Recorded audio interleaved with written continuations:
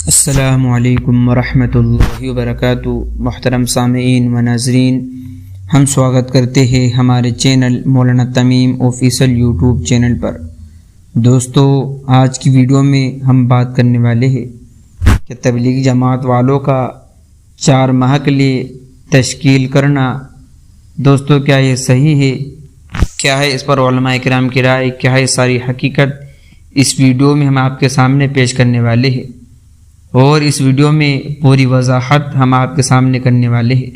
اس سے پہلے آپ ہمارے چینل پر نئے ہو تو اس کو سبسکرائب بھی کر لیجئے۔ انشاءاللہ اسلامک معلومات کے اوپر ویڈیو آتی رہتی ہے۔ تو دوستو، آپ اپنے اسکرین پر بھی دارالعلوم دیوبند کو فتویٰ دیکھ سکتے ہیں۔ اس میں کیا سوال ہے؟ سوال: تبلیغ والوں کا 4 ماہ کے لیے مجبور کرنا۔ تبلیغ جماعت والے زبردستی 4 ماہ کی تشکیل کرتے ہیں، کیا یہ صحیح ہے؟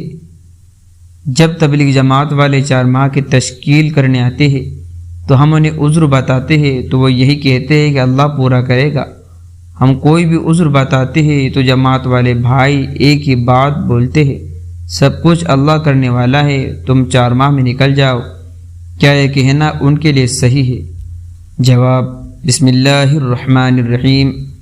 واضح رہے کہ تبلیغ میں وقت لگانا اصلاح اور دین کی دعوت کے احساس کو اجاگر کرنے کے لیے بہت مفید ہے، لیکن اس میں افراد کی نوعیت اور نجی معاملات کا خیال رکھنا چاہیے۔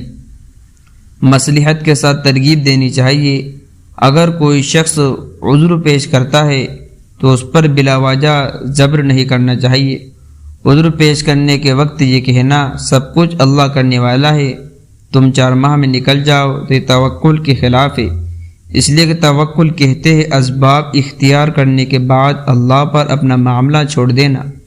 لہذا اگر کوئی شخص کسی عذر کی بنا پر وقت نہیں لگا سکتا تو اس کو نکلنے پر مجبور نہیں کرنا چاہیے۔